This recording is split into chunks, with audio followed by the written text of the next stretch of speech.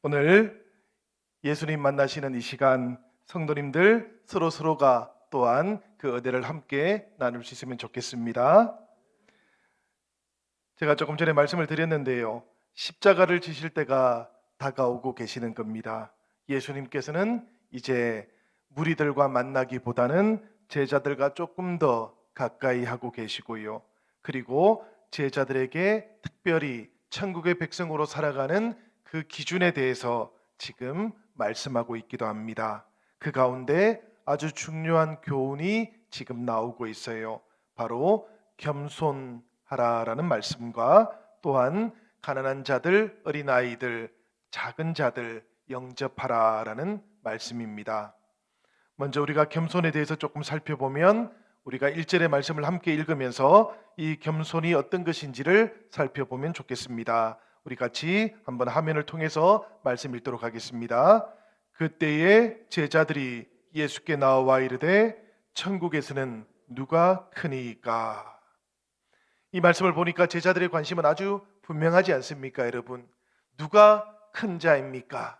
심지어 이 땅에서가 아니고 천국에서 누가 큰 자입니까? 이렇게 묻고 있는 것이지요. 사실 같은 장면을 다루고 있는 마가복음 9장을 보면 예수님께서 가버나움에 도착해 계실 그때에 제자들이 어떤 이야기를 나누었는지 한번 묻는 장면이 나오고 있는 겁니다. 우리 9장 33절 34절 말씀도 한번 읽어보도록 하지요. 다 같이 읽겠습니다.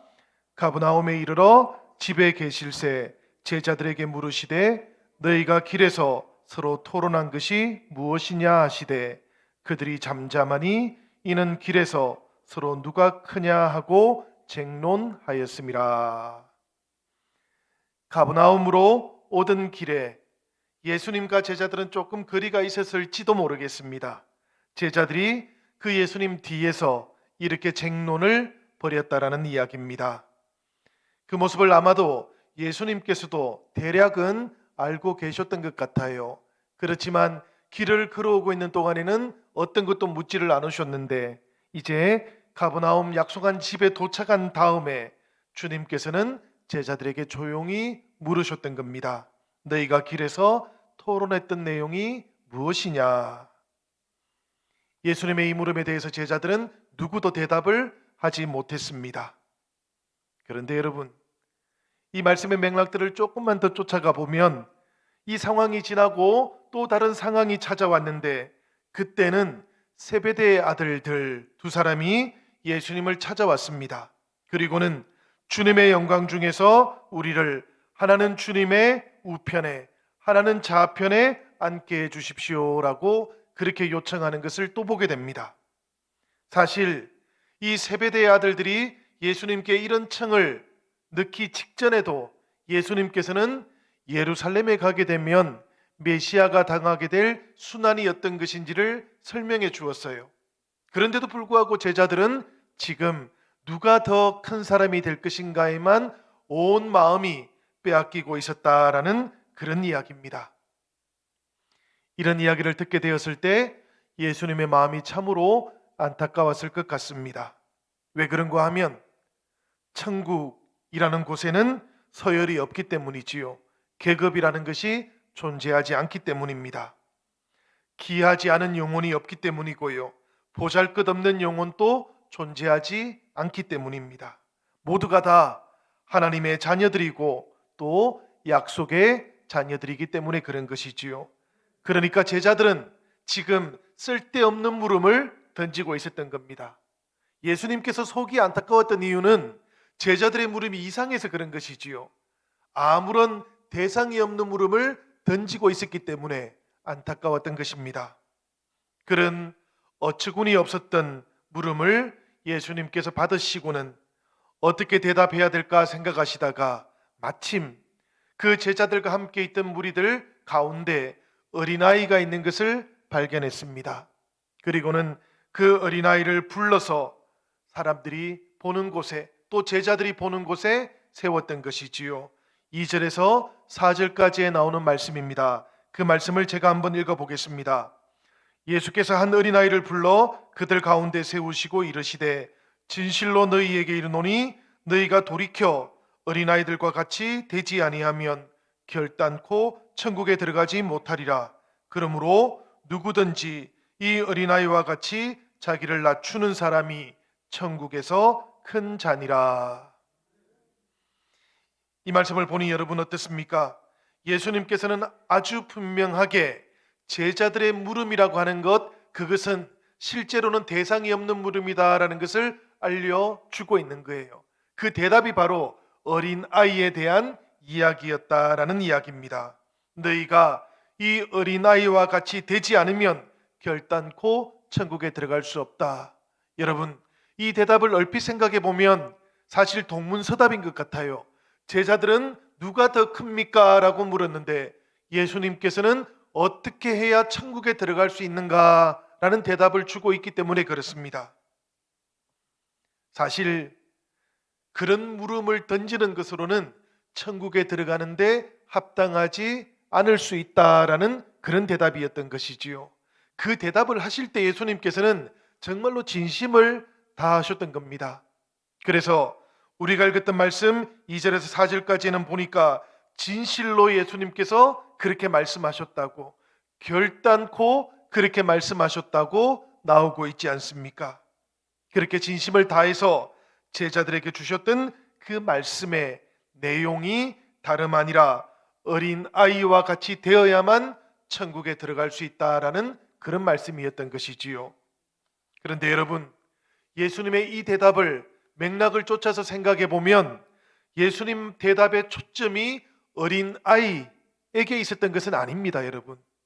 우리는 이 말씀 속에서 어린아이를 제자들 앞에 세우기도 하고 또 어린아이와 같이 되지 않으면 천국에 못 들어간다고 하니까 이 대답의 초점이 어린아이에게 있는 것처럼 그렇게 얼핏 생각이 들기도 하지만 사실 그런 의미는 아니에요. 만약에 그런 것이라면 세상의 모든 어린아이들이 천국에 다 들어갈 수 있다라고 해야 되기 때문입니다. 예수님께서 말씀하셨던 초점은 그런 의미가 아니고 어린아이와 같이 하나님 앞에서 자기를 낮추는 겸손함을 가지고 있는 사람, 이런 사람이 천국의 열쇠를 가지고 있는 사람이다라는 그런 뜻이었던 겁니다. 우리가 마태복음 19장, 다음 장이지요. 그 19장을 보면 사람들이 예수님께 어린 아이들을 데리고 오는 장면을 또 보게 됩니다. 이번에는 안수받고 기도받기를 바랬기 때문이었던 것이지요. 그런데 그 모습을 지켜보고 있던 제자들이 그만 그 아이들을 데리고 오는 그 부모들을 꾸짖습니다. 그러자 예수님께서는 말씀하시기를 어린아이들을 용납하고 내게 오는 것을 금하지 말라. 천국이 이런 사람의 것이니라 라고 그렇게 말씀하기도 하셨습니다. 여기서도 보면 의미가 똑같아요. 자립적이지 않고 절대적으로 부모에게 의존하고 있는 아이들입니다. 자기를 높이는 대신에 부모님께 순종하고 의존할 수밖에 없었던 그 아이들처럼 하나님을 향해서도 그런 어린아이와 같은 믿음을 가지고 있는 사람, 이런 사람이 천국의 열쇠를 가지고 있는 사람이다라는 것을 말씀해 주고 계셨던 것이지요. 여러분, 한번 생각해 보시기를 바라요. 천국이라고 하는 곳, 어떤 곳이겠습니까? 말씀드린 것처럼 계급이나 서열이 있는 곳이 아닙니다. 그곳에서는 가장 중요한 것이 바로 겸손함이라는 이야기입니다. 천국이 그런 곳이라면 여러분, 교회는 어떨까요? 이 천국을 따라서 지원받은 교회에서 가장 귀한 것은 무엇이겠습니까? 이 교회에서도 당연히 가장 중요한 것은 겸손함이에요. 다만 이 겸손함의 대상이 사람이 아닙니다, 여러분. 하나님에 대해서 가장 겸손한 자세로 서 있는 존재가 천국의 열쇠를 가진 사람이다라는 그런 뜻이지요. 우리가 생각해 보면 사람을 살리고 변화시키는 능력도 바로 이런 겸손으로부터 나오는 것입니다. 그러니 여러분, 나의 말과 나의 행동 속에서 이런 겸손이 오늘 나타나고 있는가 하는 것을 살펴볼 수 있기를 기원드립니다. 사실 여러분, 겸손하게 살아가는 것, 이건 어찌 보면 참 쉬운 일이지요. 그러나 또 동시에 생각해 보면 대단히 어려운 일이기도 합니다. 왜 그런가 하면 죽은 줄 알았는데 또 살아있는 것이 바로 자기 자신이다라는 것을 깨닫게 되기도 하기 때문이에요. 내가 살아있기 때문에 교회를 다니고 또 신앙생활을 하면서도 늘 불만이 쌓이기도 하는 겁니다. 때로는 갈등을 경험하게 되기도 하는 것이지요. 여러분, 사실은 다른 사람 탓할 이유가 하나도 없는 겁니다. 나 대신에 예수 그리스도께서 내 안에 살아 계시다면 다른 사람이 조금 힘들게 하더라도 사실은 불만에 빠지지 않을 것이기 때문에 그렇습니다. 그런데 중요한 것은 예수님은 내 안에서 죽어버리고 내가 살아있으니까 자꾸만 조그마한 일에도 금방 속이 상해버리는 것이지요. 내가 살아있으니까 표현은 못하지만 마음이 벌써 상해버리고 있는 것입니다. 여러분, 오늘 이 말씀을 통해서 우리가 기억을 하면 좋겠습니다. 겸손해지는 길, 그 길은 딱 하나밖에 없다라는 거예요. 바로 내가 죽고 그리스도가 내 안에 사는 것입니다. 이게 동시에 일어나는 일이지요. 내가 죽으면 그 다음에 주님께서 살아나는 게 아닙니다, 여러분. 주님께서 내 안에서 살아계시면 내가 점점 더 죽어가는 것이겠지요. 우리가 늘 이것을 생각하면서 하나님을 향한 나의 겸손함을 우리가 되찾는 그런 시간이 되시기를 기원드립니다. 우리가 오늘 특별히 생각해 볼 것은 이런 것이지요. 자기를 부인하고 자기 십자가를 지고 나를 따르라, 그렇게 말씀하셨던 그 주님의 음성을 우리가 정말로 진심을 다해서 결단코 마음속에 받아들이고 있는가, 그렇지 아니한가, 이것을 통해서 천국의 열쇠를 우리가 지금 가지고 있는 것인가 그렇지 아니한가를 결정 짓는다라는 그런 이야기겠습니다. 여러분, 사실 생각해 보면 우리가 살아온 세월이 있는데 왜 내 방법이 없겠습니까? 왜 내 감정이라고 하는 것이 없겠습니까? 그런데 여러분, 또 동시에 내 방법이라든지 내 감정을 나타내고 주장하면서 자기를 부인할 수 있는 길이 없다라는 것, 이것도 우리는 기억을 해야 되겠습니다. 여러분, 자기 십자가를 질 수 있는 길은 끊임없이 나의 방법과 나의 감정을 내려놓을 때 가능하다라는 것, 이것을 우리가 기억할 수 있어야 되겠어요. 그러니 여러분, 내가 살아가는 동안에 내가 사는 대신에 내 안에 그리스도께서 사시는 이 은혜도 우리들 모두가 누릴 수 있기를 기원드립니다. 내 생각 대신에 주님의 생각을 먼저 떠올려 보시기를 부탁드립니다. 내 감정 대신에 주님의 마음을 먼저 품어 보시기를 또한 부탁을 드립니다. 우리가 그렇게 생각과 감정을 주님을 위해서 내어 놓으시는 동안에 바로 그때에 성령께서 우리를 변화시켜 가시기 때문입니다. 여러분, 이런 과정이 없이 성령께서 우리 안에서 역사하고 성령이 우리 안에서 충만해지는 다른 비결은 존재하지가 않는 것이지요. 늘 나의 생각, 나의 감정을 주님을 위해서 내어놓는 그런 결단이 먼저 있어야 된다라는 그런 이야기입니다. 그런 결단이 있을 때 주님의 뜻이 우리 안에서 아름답게 나타날 줄로 믿습니다. 오늘 말씀을 보면 천국의 백성들에게 두 번째로 중요한 것이 있습니다. 이것은 첫 번째가 더 중요하다라는 그런 뜻이 아닙니다, 여러분. 천국의 백성들에게 똑같은 의미로 중요한 것이 있다라는 것이에요. 그것이 무엇인가 하면은 영접하는 것입니다. 물론 주님을 영접하는 것 대단히 중요하지요. 그런데 예수님께서는 오늘 이 맥락 속에서는 예수님을 영접하는 것이 아니라 다른 누군가를 영접하라고 그렇게 말씀하고 있어요. 5절의 말씀 우리 한번 함께 읽어보도록 하겠습니다. 다 같이 읽겠습니다. 또 누구든지 내 이름으로 이런 어린아이 하나를 영접하면 곧 나를 영접함이니. 그렇습니다, 여러분. 예수님께서는 지금 나를 영접하라 그렇게도 말씀하고 있는 겁니다. 이 말씀을 보니까 어린아이 하나를 영접하면 곧 나를 영접하는 것이다 이렇게 말씀하고 있는 것이거든요. 예수님께서는 누구든지 천국의 백성으로 살고자 하는 그런 제자들은 예수님의 이름으로 어린아이를 영접할 수 있어야 된다 그렇게 권면했습니다. 천국의 백성은 변화된 백성이기 때문에 그런 것이지요. 사실 예수님 당시의 어린아이들은 온전한 인간으로는 취급을 받지를 못했습니다.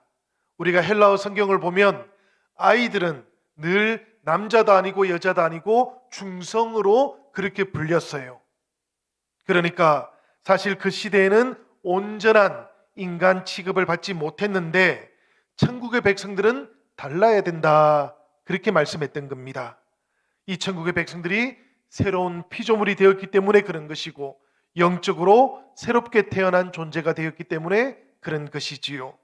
그 마음이 새롭게 태어났기 때문에 어린 아이와 같은 존재가 되었다라는 그런 의미도 가지고 있습니다.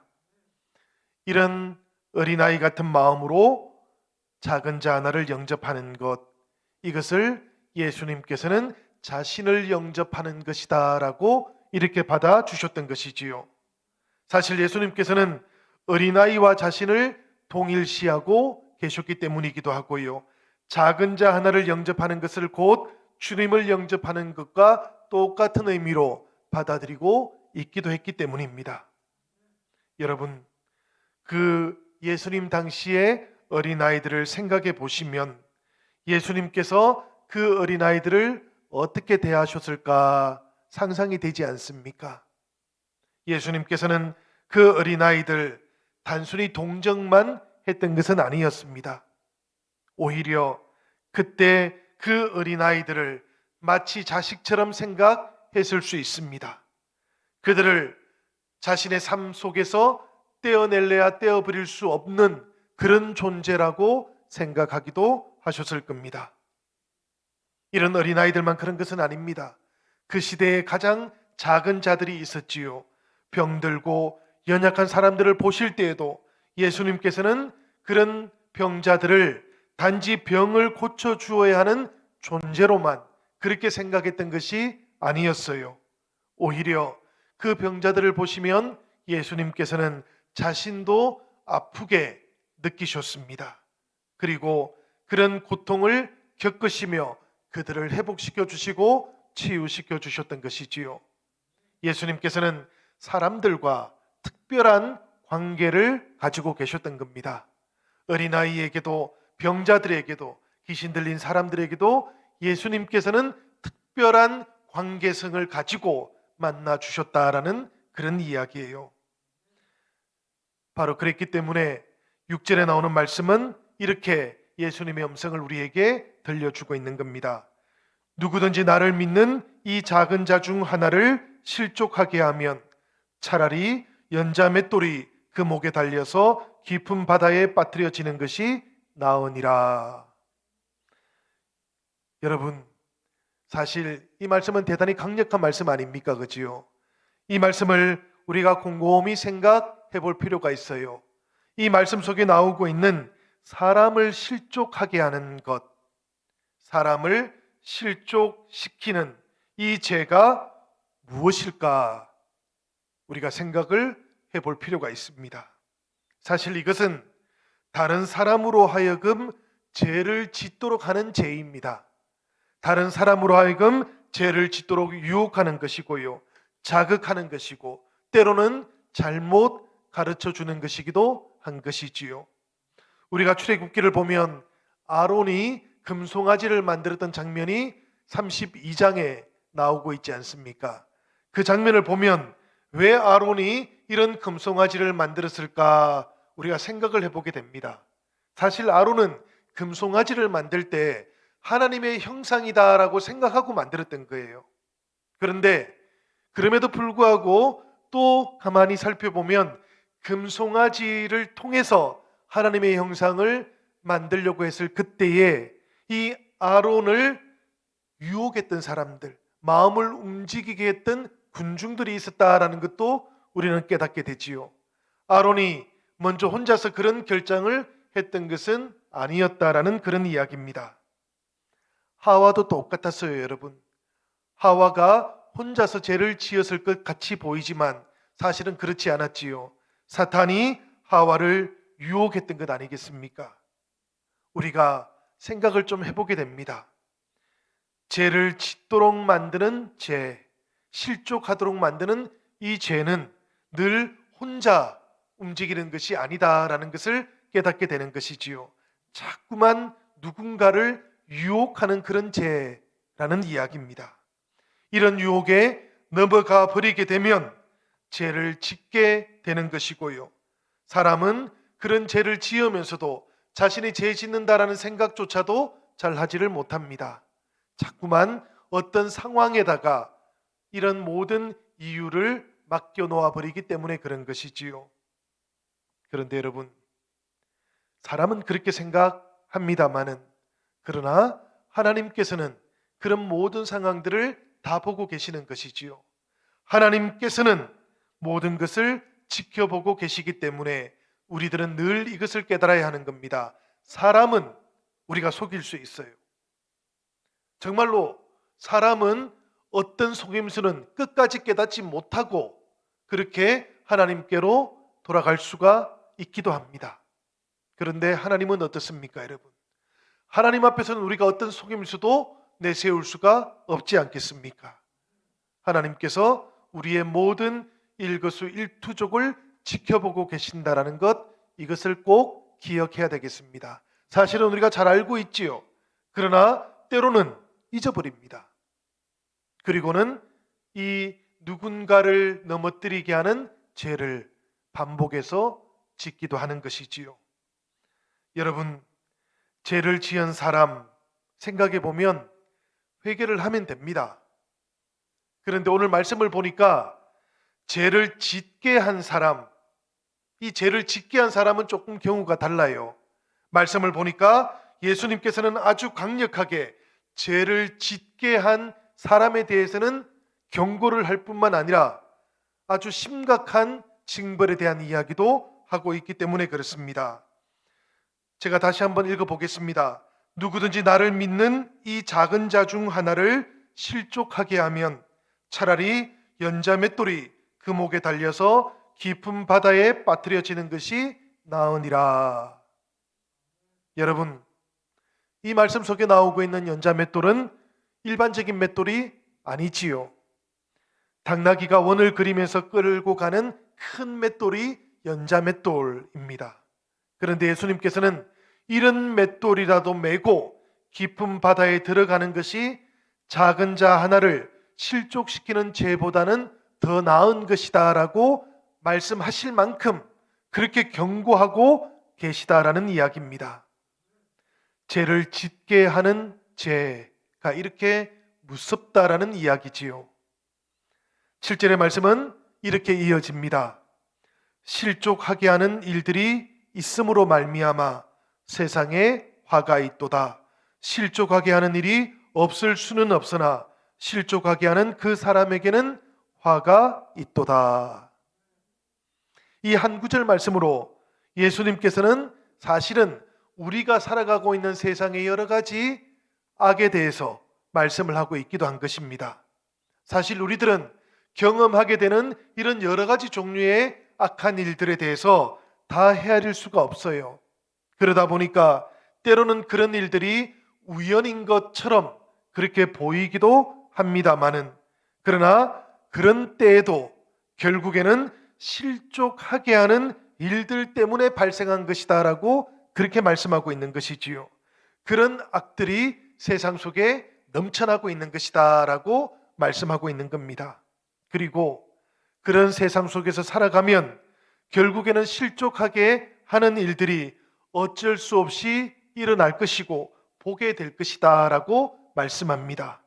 다만 실족시키는 사람, 그 사람은 그냥 우연인 것처럼 넘어가지 않는다. 그렇게는 할 수 없다 라고 말씀하고 있는 것이지요. 왜 그런가 하면 여러분, 실족하게 하는 그 사람에게도 화가 찾아오기 때문에 그런 겁니다. 누군가가 지적하는 것을 넘어서 실족시키는 그 사람도 이런 화를 만나게 되고 그 화에 넘어가기 때문에 그런 것입니다. 그래서 죄 짓게 하는 죄를 범하게 되거든 아주 강력한 말씀이 나오지요. 손을 찍어버리고 발을 찍어버리고 눈을 빼버리는 것이 더 낫겠다, 이렇게 경고하셨던 것입니다. 여러분, 사실 이 말씀은 손을 찍어버리거나 발을 찍어버리거나 혹은 눈을 빼버리면 죄를 짓지 않게 된다라는 말씀이 아니에요. 이건 그런 뜻이 아닙니다, 여러분. 차라리 그렇게라도 하는 것이 작은 자 하나를 죄 짓게 하는 것보다는 더 나은 것 아니겠느냐라는 그런 말씀인 것이지요. 죄 짓게 하는 그런 세상을 만드는 것보다는 오히려 이렇게 혹시라도 손과 발, 눈을 빼버리는 일이 더 나을 수도 있겠다라는 그런 경고의 말씀이라는 이야기입니다. 예수님께서는 늘 이렇게 살아가셨던 것이지요. 무시하고 무시받고 돌봄을 받지 못한 채 잊혀진 영혼들, 그들을 바라보면 그들의 생명이 천하보다 더 귀하게 여기졌기 때문에 그런 것입니다. 그래서 그런 어린아이 하나를 영접하는 것, 예수님께서는 그것이 바로 나를 영접하는 것이다 라고 그렇게 말씀해 주셨던 거예요. 저는 이것이 비유라고 생각하지 않습니다, 여러분. 정말로 가난하고 어린 아이들, 그들을 향하신 주님의 마음이 계시기 때문에 그렇습니다. 그 관계들이 있기 때문에 그런 거예요. 그래서 그런 어린아이, 그런 작은 자 하나를 바라보면서 믿는 우리들이 정말로 주님을 온전히 모시는 것처럼 그렇게 모시게 되면 주님께서는 정말로 주님이 영접받으시는 것처럼 우리를 인정해 주신다라는 그런 이야기입니다. 이렇게 어린아이를 영접하는 마음, 이런 마음을 가지고 있는 성도들이라고 한다면 10절에 나오는 말씀처럼 당연히 작은 자들도 업신여기지 않게 될 거예요. 우리 다 같이 10절의 말씀 한번 읽어보도록 하시겠습니다. 다 같이 읽습니다. 삼가 이 작은 자 중에 하나도 업신여기지 말라. 너희에게 말하노니 그들의 천사들이 하늘에서 하늘에 계신 내 아버지의 얼굴을 항상 배움느니라. 여러분, 이 말씀을 보면 좀 특별한 말이 들어있다는 것을 발견하게 됩니다. 무엇인가 하면 그들의 천사들이라는 말이에요. 그들의 천사들은 업신여김을 받는 작은 자들을 지키는 천사들이라는 그런 뜻입니다. 그런데 여러분, 사실 여기에는 오랫동안 유대인들이 믿어왔던 천사에 대한 특별한 해석이 하나 들어있어요. 본래 천사들은 날개가 6개가 있었다 그럽니다. 우리가 이사야서의 말씀을 한번 보도록 하지요. 이사야서 6장 1절에서 3절에 나오는 말씀인데 우리 한번 읽어보도록 하겠습니다. 다 같이 읽겠습니다. 우시야 왕이 죽던 해에 내가 본즉 주께서 높이 들린 보좌에 앉으셨는데 그의 옷자락은 성전에 가득하였고 스랍들이 모시고 섰는데 각기 6날개가 있어 그 둘로는 자기의 얼굴을 가리었고 그 둘로는 자기의 발을 가리었고 그 둘로는 날며 서로 불러 이르되 거룩하다 거룩하다 거룩하다 만군의 여호와여 그의 영광이 온 땅에 충만하더라 하도다. 이 말씀 속에 나오고 있는 스랍이 바로 천사들이에요. 그런데 이 스랍들을 보면 6날개를 가지고 있고 각각 2개의 날개로 얼굴을 가렸고 발을 가렸고 2개의 날개로 날고 있었다 그럽니다. 그런데 여러분, 이 스랍들과 우리가 오늘 읽었던 10절의 말씀 속에 나오는 그들의 천사들의 모양이 조금 다르다라는 것을 우리가 발견하게 돼요. 본래 천사들은 그 날개를 가지고 눈을 가리었습니다. 왜 그런가 하면 거룩하신 하나님을 직접 보지 않았기 때문이에요. 발을 가리기도 했습니다. 그들의 부끄러운 것을 가린다라는 그런 뜻을 가지고 있었기 때문이에요. 그런데 우리가 읽었던 10절의 말씀을 보면 천사들은 어떻습니까, 여러분? 이 천사들은 하나님을 직접 바라보고 있다라는 것을 보게 됩니다. 우리가 왜 이런 천사들의 모습을 지금 듣게 되는 것일까 생각을 해보면 바로 이 천사들이 지켜주고 있는 그 작은 사람들 때문이에요. 그 작은 사람들이 하나님께도 그렇게 귀중했다라는 그런 이야기입니다. 그 작은 사람들이 혹시라도 업신여김을 받고 있을까 천사들은 지켜 보호해 주고 있었다라는 그런 이야기지요. 바로 그 작은 사람들이 어린아이들입니다. 그리고 나이로는 어린아이가 아니라고 할지라도 연약하고 병약한 이웃들을 가리키기도 합니다. 그들의 천사들이 하나님 앞에서도 얼굴을 가리지 않고 하나님을 바라보기도 하고 그 작은 사람들을 지켜보기도 한다라는 그런 뜻이에요. 그런데 여러분, 우리는 어떻습니까? 우리들은 오히려 그 작은 존재들로부터 우리의 얼굴을 스스로 가리우고 있는 것은 아닌지 돌아보면 좋겠습니다. 때때로 우리는 우리의 모습, 우리의 삶을 늘 집중해서 바라보기는 하지요. 그렇지만 하나님의 눈길이 가 있는 그 작은 이들, 어린 아이들, 우리가 때로는 놓치고 있는 것은 아닐까 한번 생각해 보시기를 바랍니다.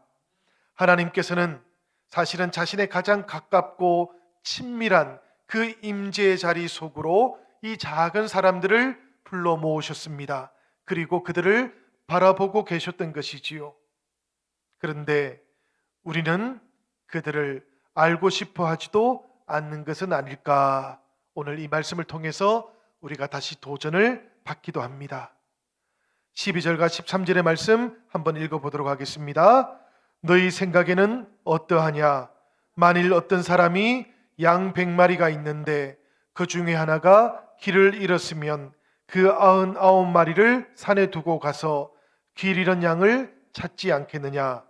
너희에게 이르노니 만일 찾으면 길을 잃지 아니한 99마리보다 이것을 더 기뻐하리라. 작은 자를 향하신 하나님의 마음입니다. 어린 아이를 향하신 하나님의 마음이시기도 합니다. 하나님께서는 아직 99마리가 있으니 무리를 벗어난 저 어리석은 양은 신경 쓰지 말자, 이렇게 말씀하시는 분이 아니시다라는 그런 이야기지요. 물론 여러분, 99도 대단히 중요합니다. 소중합니다. 그렇지만 목자의 마음은 길을 잃어버린 채 헤매고 있는 그 한 마리 양에게 가 있다라는 것, 이것도 우리가 기억을 꼭 해야만 되겠습니다. 사실 효율성에 대한 이야기가 아닙니다, 여러분. 천국은 효율성을 가지고 이루어지는 나라가 아니기 때문입니다. 향유옥합을 깨뜨렸던 그 여인의 이야기를 떠올려 보시기를 바라요. 효율성도 아니고 경제적인 가치도 사실은 아닌 겁니다. 하나님의 나라는 99이 아니라 길을 잃어버린 그 한 마리 양을 향해서 온 마음을 쏟고 있는 그 자리에서 비로소 이루어지는 것이기 때문에 그래요. 정말로 하나님께서 그 잃어버린 양 한 마리를 얻기 위해서 목숨을 거셨지 않습니까? 우리 주님께서 십자가를 지셨던 그 일은 사실은 잃어버린 한 마리 양을 찾기 위한 하나님의 노력이기도 하셨던 것이지요. 우리를 향하신 하나님의 사랑이 바로 이랬던 겁니다. 하나님께서는 조건 없이 우리를 사랑해 주셨고 우리를 구원해 주셨던 것이지요. 우리들 모두에게는 하나님의 사랑을 받을 만한 그런 조건이 없었습니다. 그런 자격을 가졌던 적도 없었습니다. 그렇지만 그럼에도 불구하고 하나님께서 우리를 받아주셨던 것이지요. 우리를 찾아주셨고 안아주기도 하셨던 것입니다. 여러분, 하나님께서 실수를 하셨던 것 아니지 않습니까? 하나님께서는 온전히 우리들을 그 길가에 온전히 잘 모아두셨던 것이지요. 그런데 사실은 하나님의 곁을 떠나버린 양들이 있었던 것입니다. 그래서 하나님께서는 이유를 묻지 않으셔요. 조건도 찾지 않으셔요. 그렇게 길을 잃어버린 양들을 찾아주셨고 불러주셨고 회복시켜 주셨던 겁니다. 이것이 아브라함을 부르셨던 하나님의 사랑이에요. 여러분, 아브라함과 하나님의 계약은 훨씬 나중에 이루어집니다. 하나님께서 아브라함을 불러내셨을 때에는 아브라함이 어떤 자격도 조건도 가지고 있지를 않았습니다. 다윗도 마찬가지였습니다. 생각해보면 성경 속에 나오는 모든 사람들은 바로 이런 하나님의 찾으심 가운데 부르심을 받게 되었던 것이지요. 이 자리에 있는 우리들도 다 그렇습니다. 단 한 사람도 빠짐없이 하나님께서 우리를 먼저 찾아주셨던 것이지요. 그 찾아주시는 하나님의 은혜를 받아서 우리가 하나님 앞에 우리도 사랑을 고백한다라고 그렇게 고백하며 나왔던 것입니다. 그래서 로마서 5장 8절은 이렇게 고백하고 있는 것 아니겠습니까? 우리 다 같이 읽어보도록 하겠습니다. 우리가 아직 죄인 되었을 때에 그리스도께서 우리를 위하여 죽으심으로 하나님께서 우리에 대한 자기의 사랑을 확증하셨느니라. 그렇습니다, 여러분. 하나님께서는 우리가 자격을 갖추었기 때문에 찾아주셨던 것이 아니었습니다. 우리가 길을 잃어버렸을 때 찾아주셨던 것이지요. 우리가 여전히 작은 자들로 있을 그때에 하나님께서 먼저 찾아와 주셨고 우리를 하나님의 자녀로 불러주셨던 것입니다. 우리들 모두가 이런저런 문제들을 가지고 살아갑니다. 여러분, 이런 문제들이 해결되어야만 하나님께로 나올 수 있는 것도 아니지 않습니까? 여전히 우리들은 문제를 가지고 살아갑니다. 주님을 믿어도 문제가 있습니다. 그러나 그럼에도 불구하고 하나님께서는 그런 우리들을 받아주셨던 것이지요. 그 모습 그대로 오기만 하면 된다, 이렇게 말씀해 주셨던 것입니다. 여러분, 문제를 가지고 하나님을 찾아오면 그래도 하나님께서는 기뻐하십니다. 잔치를 베풀어 주십니다. 그 하나님의 잔치가 바로 우리가 이 땅에서 누리는 천국의 잔치인 것이지요. 바로 그 잔치에 제자들 모두가 참여하시기를 원하셨기 때문에 예수님께서도 제자들에게 이 천국의 윤리를, 천국에서 이루어지게 될 법도를 알려주셨던 것입니다. 여러분, 오늘 우리들 모두도 이 천국의 윤리와 법도를 잘 깨닫고 우리가 먼저 정말로 하나님의 뜻과 그 은혜 안에서 용납하고 받아들이는 사람으로 살아갈 수 있으면 좋겠습니다. 어린아이처럼 겸손한 사람으로 온전하게 하나님 앞에 설 수 있으면 좋겠습니다. 그렇게 우리를 세우고 하나님 앞에 나아갈 때 하나님께서는 우리를 통해서 정말로 작은 자 중에 하나도 잃어버리지 않는 목자가 되실 것입니다. 여러분, 길을 잘 잃어버리는 양이 있어도 잃어버린 채로 그냥 두면 하나님의 뜻이 아니지 않겠습니까?